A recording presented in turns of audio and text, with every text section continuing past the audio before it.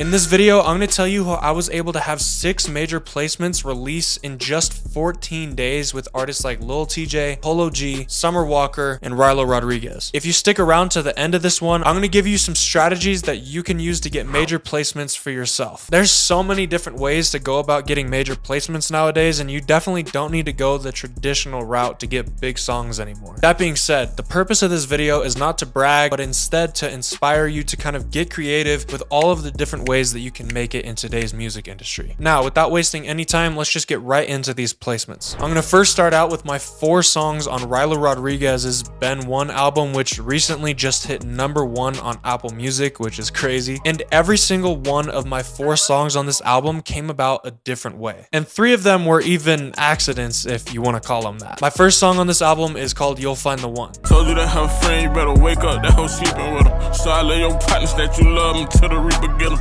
This song got placed from a random G Herbo type beat that me and my boy Rico got that Fi made. Completely random. I had never heard this beat until it got placed, but just from sending my stuff out to bigger YouTube producers and working with them, Rico put out this G Herbo type beat and somehow Rilo found it and it ended up making the album. So that's the first way that I got these placements. My second song on the album is called Free Game, and this one I got a little bit more of a traditional way. I sent the loop to my boy Kai Going Crazy, which is actually one of Rilo Rodriguez's close producers. Even if we did do it, I'm still innocent. But he just came home, but I got cases still pending. So again, this is one of the more traditional sending out to industry connects kind of placements, but my other 2 on the album weren't like that at all. This next one is probably my favorite song to drop of mine in a while, and it's called Equal Dirt on Rilo's album. Whole much shit I was getting high, you ain't left me on my lords. I wasn't ready for no kid, then happy that you got a bush. Last time I checked, this track was #6 on Apple Music for hip hop and rap, and it's currently blowing up a little bit on TikTok. But the way that I got this placement is definitely not normal, and it was a complete accident. About a year ago, I put out this kit called Soul Vocals 1 on my loop website, and this loop maker named Geo6 bought my Soul Vocal loop kit and then made a soul loop around the vocals that he had bought from my kit. Flash forward about 7-8 months, I get a text from him telling me that we have one on Rilo's album with some vocals that he bought from me in the past. So a vocal kit that I put out with no intentions of getting placements somehow fell in the right hands of someone who was connected and ended up getting that placement. And then for my last song on Rilo's album, we have Exhausted featuring Lil Papa. It's been a minute since you came through.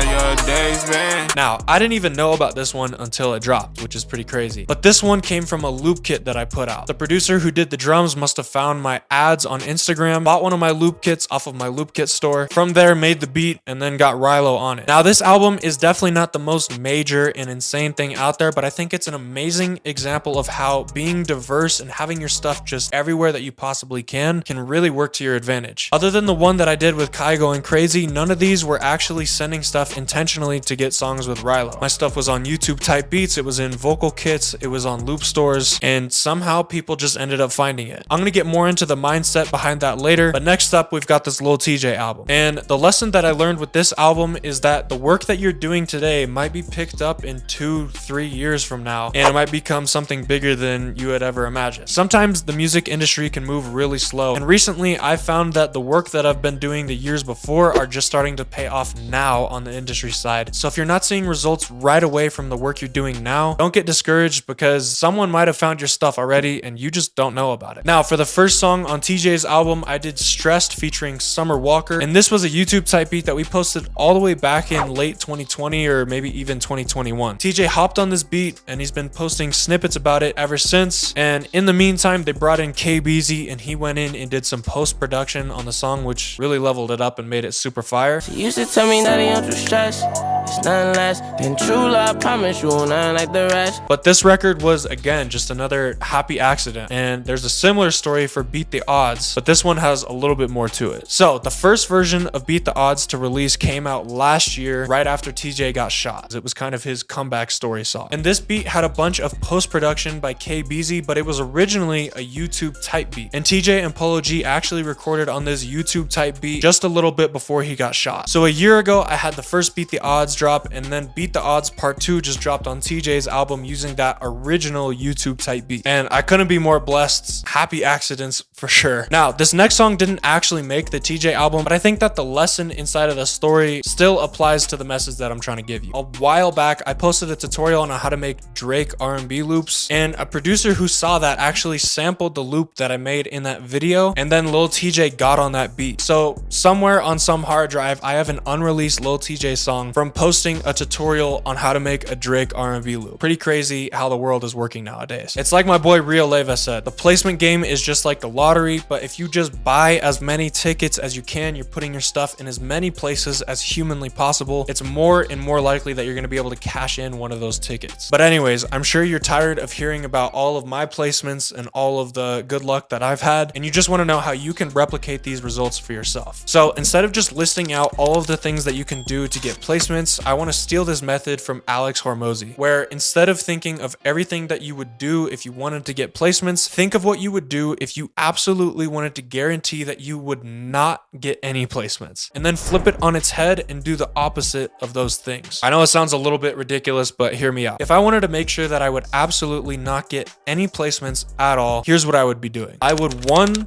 limit the amount of people that I would work with. So I would make sure that I'm only working with a select few people. Maybe I'm only working with myself and I refuse to collaborate with people. If I didn't want any placements, I would also make sure that you could not find my music online. It wasn't on YouTube, it wasn't on BEATSTARS, it wasn't on my Instagram, my Twitter. I would also make sure that I would never network and hit up people who have connections to these artists that I want to work with. Another thing I would do if I didn't want any placements is I would make sure to make myself blend in with everyone else. So I would make sure that my loop sounded the exact same. My emails that I sent out to people looked the exact same. I sent the same DMs to people when trying to work with them. I would definitely be doing that if I didn't want any placements or anyone to work with me. And the last thing that I would be doing if I absolutely did not want any placements is I would avoid building my personal brand at all costs. I would not try to sell anything. I wouldn't try to make content, provide value to people. I definitely wouldn't have any pictures of myself on my Instagram. Overall, trying to be a ghost on the internet that nobody knows. Now, I know that sounds a little ridiculous, but I know that there are a lot of people out there who are doing this, whether they're intentionally doing it or not. That being said, let's take all those things and flip them on their head to give you some things that you should be doing if you want to get some more placements. The first thing is you want to try to find as many people as you can to work with. And this doesn't mean to just spam people with these copy and paste messages, but you want to actually go out there, do your homework, and find these people who are working on the records that you want to work on. And if you're not at a level yet where you can reach out to those bigger people, find some smaller placements that you would want to work for and find out who's working on those. You can find those people through sites like Genius, Spotify credits, and even Wikipedia. You want to make sure that you make yourself stand out and offer them value and create genuine relationships. The next thing you need to be doing is putting your music